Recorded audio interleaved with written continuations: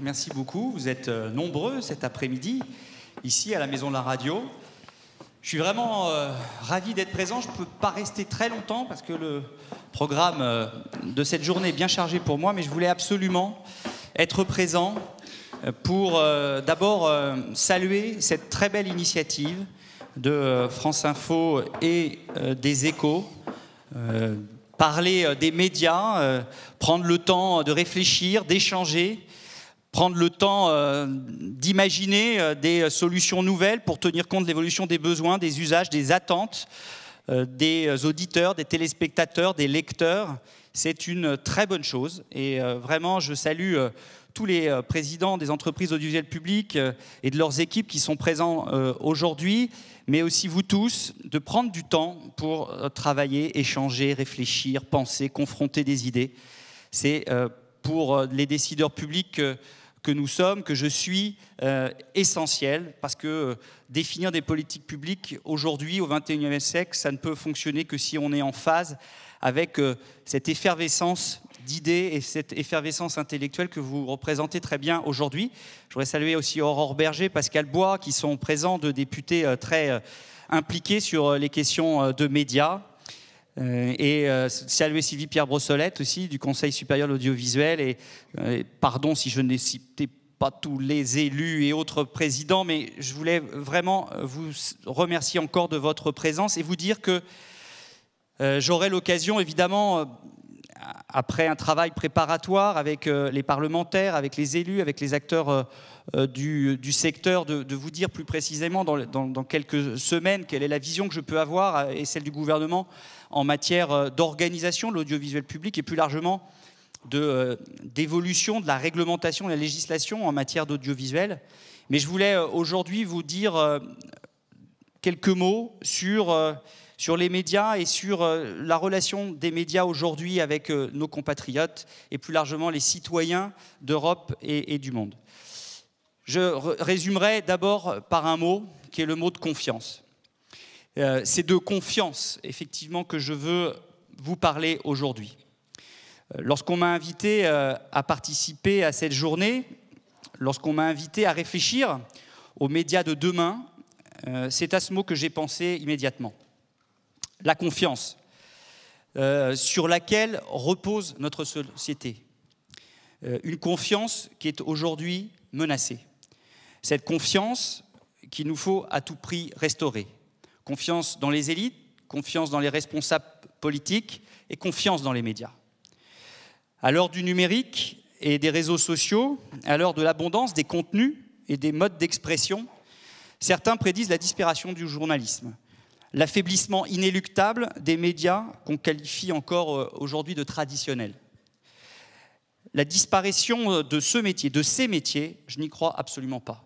Et je dirais même plus, je crois complètement à l'avenir de ces métiers. Ma conviction profonde, c'est que les bouleversements actuels renforceront au contraire l'information professionnelle. Ils vont lui donner un rôle plus important encore. Et c'est mon devoir, mon rôle en tant que ministre de la Culture, de tout faire pour permettre ce renforcement. Un nouveau paysage de l'information en France se construit. Et il se construit de plus en plus vite parce que les révolutions des usages, des attentes, des besoins dont vous avez parlé, dont vous parlez encore tout à l'heure, va de plus en plus vite. Et donc, ce nouveau paysage, la confiance doit être au centre de nos préoccupations. La loi contre la manipulation de l'information, adoptée avant-hier en dernière lecture à l'Assemblée nationale, est une première pierre. Elle était nécessaire. Parce que les fausses informations sont un poison lent contre lequel nous devons nous mobiliser. Sur Facebook, sur Twitter, sur de nombreux réseaux sociaux, elles se diffusent plus rapidement, plus massivement que les vraies. Elles brouillent les frontières entre le vrai et le faux. Elles alimentent la crise de confiance envers les journalistes, envers les médias, et plus largement, je l'ai dit tout à l'heure, envers les institutions, les politiques et plus largement envers la démocratie. Elle instaure un climat de méfiance, et je dirais même de défiance permanente face à l'information. Une information fausse finit toujours par être démentie, peut-être, sûrement. Mais entre-temps, le mal est fait. Le doute s'installe. Et donc, il nous faut lutter contre ces mauvaises informations, ces fausses informations. Cette loi nous donne certaines armes nécessaires pour combattre les infox, mot un peu barbare, mais qui veut dire ce qu'il veut dire, notamment dans une période cruciale, déterminante, qu'est la période électorale. Et on a vu au Brésil et on a vu aux États-Unis ce que ça pouvait vouloir dire. Elle pose les bases d'une meilleure responsabilisation des plateformes. Cette responsabilisation qui est indispensable, et nous pouvons que reconnaître qu'il y a une évolution des plateformes en la matière. Le discours d'hier n'est plus celui d'aujourd'hui. Elles ont pris conscience qu'elles devaient s'insérer dans un processus de responsabilisation. Au cours des débats sur cette loi, un consensus est apparu sur la nécessité, au-delà de la responsabilisation des plateformes, sur la nécessité de travailler à la création d'une instance de déontologie de la presse. La majorité des grandes démocraties qui nous entourent disposent d'un tel outil. Chez nos voisins, il associe généralement journalistes, éditeurs et sociétés civiles et veille au respect des règles déontologiques, souvent en publiant de simples avis, sans exercer de pouvoir de sanction. Mais ces simples avis sont très utiles et permettent d'éclairer le regard que peuvent porter les citoyens sur leurs médias. Je pense profondément qu'une telle instance peut être utile tant à la profession qu'à notre démocratie. Une mission a été confiée par mon ministère sur ce sujet à Emmanuel Hogue, ancien président de l'AFP, et il a un rythme de travail assez rapide puisqu'il doit remettre d'ici à fin janvier ses propositions opérationnelles. Nous les regarderons, nous en discuterons évidemment avec les intéressés, avec les élus, avec les acteurs des médias, et je suis convaincu que la mise en œuvre de ces propositions contribuera à restaurer le lien de confiance entre les Français et les médias. C'est une autre brique importante dans ce processus de rétablissement de la confiance. Une institution, une association, un groupe de personnes est très impliqué dans cette restauration de la confiance, c'est Reporters sans frontières, qui s'attache à défendre au quotidien cette nécessité de la confiance dans les médias, dans les journalistes, en travaillant à leur protection d'abord, parce qu'on sait bien que les journalistes sont menacés, y compris menacés très gravement, puisque leur vie est non seulement en danger, mais ils payent souvent, ou en tout cas malheureusement trop souvent, le prix de leur vie pour l'information et pour leur passion pour le journalisme. Et ce travail que fait Reporters sans frontières est multiple. Et je tiens à saluer le rappel à la signature d'un pacte international sur l'information et la démocratie. Ce pacte propose que l'espace mondial de l'information soit considéré comme un bien commun de l'humanité. Un bien commun de l'humanité. Un espace dont les acteurs, les journalistes, ont des responsabilités en matière de neutralité, en matière de pluralisme, en matière de redevabilité. Mais un espace aussi où les individus, vous, moi, nos concitoyens, ont droit à une information indépendante, plurielle et fiable. Et l'appel de RSF n'a pas été vain. Nous l'avons entendu, le président de la République l'a entendu, et nous n'avons pas été les seuls à l'entendre. Puisqu'il y a quelques jours, vous l'avez vu, vous l'avez lu, vous l'avez entendu, lors du Forum de Paris sur la paix, les 12 chefs d'État et de gouvernement, dont le président de la République française, ont lancé l'initiative pour l'information et la démocratie, qui va dans le sens de ce qui était proposé par Reporters sans frontières. Et objectivement, plus qu'une simple déclaration, c'est un symbole très fort. À un moment où, dans de nombreux pays, la liberté de la presse n'existe pas, ou elle est même menacée dans d'autres, cet appel est un appel très fort pour la démocratie et pour les médias. C'est un symbole que les États sont nombreux à travers le monde à défendre, mais il était bon, je crois, que cela soit fait aussi solennellement lors du Forum sur la paix à Paris. À défendre ceux qui produisent l'information et ceux qui la reçoivent, c'est ça ce symbole qui est important de relever. Et je voudrais aussi relever et saluer l'autre initiative, qui est un peu liée mais pas complètement, concernant ce qu'ils appellent en bon français le Journalism Trust Initiative, qui est un dispositif d'autorégulation des médias, initiative de Reporters sans frontières, et des différents partenaires qui sont les siens, je pense à l'AFP et à l'UER notamment, et qui visent à lutter contre la désinformation en ligne. Et je suis vraiment convaincu que c'est en favorisant le respect des processus de production journalistique qu'on luttera efficacement contre les fausses informations. Il y a des dispositifs dans la loi, il y a cet appel, et il y a ce principe d'autorégulation, de certification de bonnes pratiques en matière journalistique qui permettra, j'en suis convaincu, d'améliorer la confiance des Français et des citoyens dans la presse et dans les médias. Pour tous ceux qui la produisent, cette information fiable et de confiance est un acteur essentiel en France. C'est l'acteur qui est l'agence France Presse. Cet acteur, c'est la 3e agence de presse mondiale. C'est le champion français de l'information. Je tiens à saluer le travail et l'engagement de tous ses collaborateurs en France et aux 4 coins du monde. Son rôle est central pour assurer la qualité et la véracité de l'information. Aujourd'hui, l'AFP doit faire face à d'importantes mutations. C'est compliqué, mais l'État accompagnera sa transformation. 2 millions d'euros supplémentaires seront mobilisés à cet effet dans le budget de 2019 du ministère, après un effort conséquent aussi en 2018. Et nous devons accompagner cette transformation de l'AFP parce que c'est un outil essentiel au service du journalisme et au service de la presse. L'État mènera enfin aussi, je dirais, la transformation d'un autre de nos grands médias, l'audiovisuel public. Nous devons, et j'y reviendrai dans quelques semaines avec vous, en faire un média puissant qui s'adapte en permanence. C'est déjà démontré, j'ai eu des belles présentations de ce qui se faisait en matière de podcast. Beaucoup de choses sont déjà faites, mais il faut se doter des moyens nécessaires pour en permanence s'adapter. Parce que la révolution numérique, elle va toujours plus vite.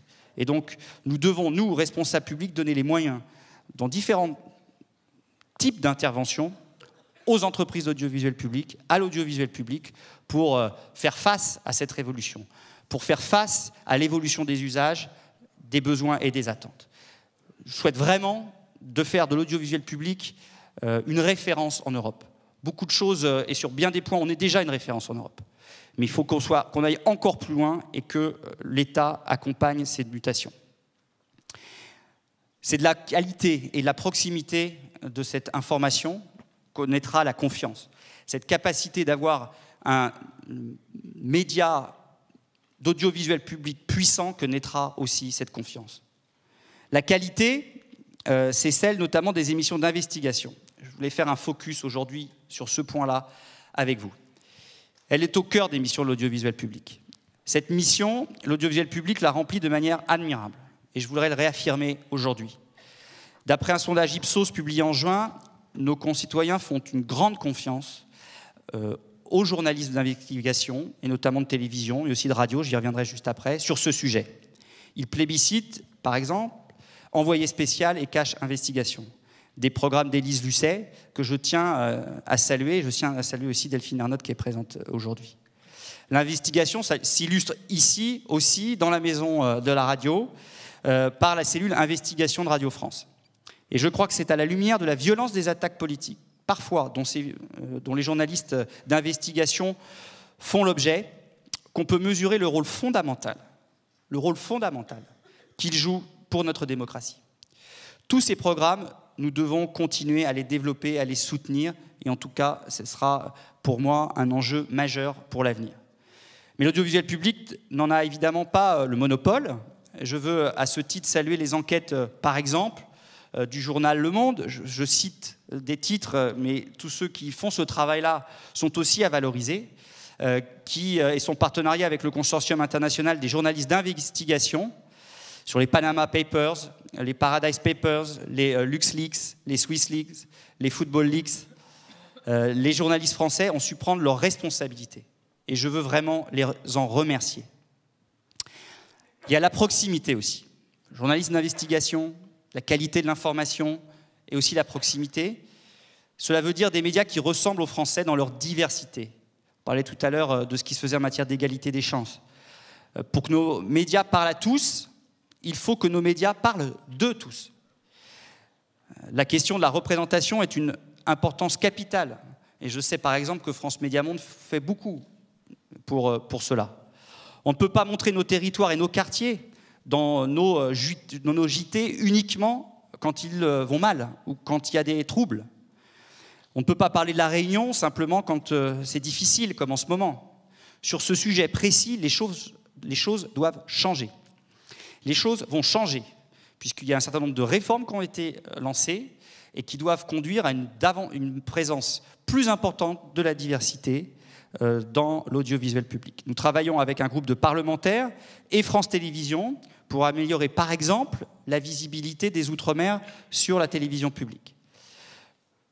Pour parler enfin de l'Outre-mer, comme on parle de l'Hexagone. Et je crois que c'est une grande attente. J'étais hier reçu par la délégation à l'Outre-mer, à l'Assemblée nationale. Il y a une grande attente des territoires pour ce faire. La diversité des cultures ultramarines, la diversité que représente l'Outre-mer doit être plus visible dans les audiovisuels publics. Si nous voulons la diversité à l'écrit et à l'écran, les médias et aussi à la radio ont d'abord besoin de diversité dans leur rang. Sur cette question, il y a eu beaucoup de choses de faites, mais nous devons aller plus loin, comme il y a eu beaucoup de choses de faites sur l'égalité entre les femmes et les hommes, parce que nous avons, les médias d'audiovisuel public, une responsabilité particulière. Je dirais même un devoir d'exemplarité. Les femmes sont aussi nombreuses que les hommes. Ça, pour l'instant, je n'ai pas dit quelque chose de très surprenant. Mais ce qui est assez étonnant, positivement, c'est que les femmes sont aussi nombreuses que les hommes à avoir une carte de presse. Mais pour autant, elles sont moins responsabilisées et parfois moins bien payées dans les médias. C'est notre responsabilité d'y remédier. Nous devons faire en sorte qu'il n'y ait pas de différence de responsabilité, si je puis dire, et de différence de traitement entre les femmes et les hommes dans les médias. Depuis 2017, le ministère de la Culture travaille étroitement avec les écoles de journalisme pour veiller à l'accès des femmes à toutes les professions du journalisme et pour que leur enseignement intègre la vigilance nécessaire à l'égard de toutes les formes de discrimination. Tout n'est pas parfait, beaucoup de choses vont dans le bon sens, mais tout n'est pas parfait. Nous avons donc encore beaucoup de chemin à parcourir.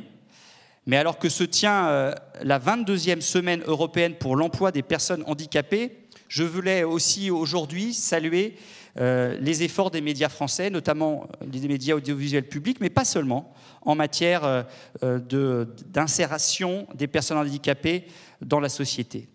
Par exemple, les accords d'entreprise conclus par TF1, par France Télévisions, sont des signes encourageants pour l'inclusion des personnes en situation de handicap. Les programmes qui les mettent en valeur se multiplient sur le service public et sur les chaînes privées. C'est à saluer. Ils peuvent changer les regards, ils peuvent à terme changer des vies. Voilà, mesdames et messieurs, les quelques mots que je voulais vous dire aujourd'hui. Je regrette de ne pas pouvoir passer toute la journée avec vous parce que je sais déjà, Sybille Veil m'a dit que tout se passait pour le mieux. Je n'en doutais pas, mais ça me conforte dans l'idée d'appuyer à la pérennisation de ce type de démarche. Mais je voulais, en conclusion, vous dire que la défiance n'est pas une fatalité. Je refuse qu'elle le soit. Nous avons tous et tous les cartes en main pour réinsuffler de la confiance entre nos concitoyens et les médias, et plus largement dans notre société tout entière.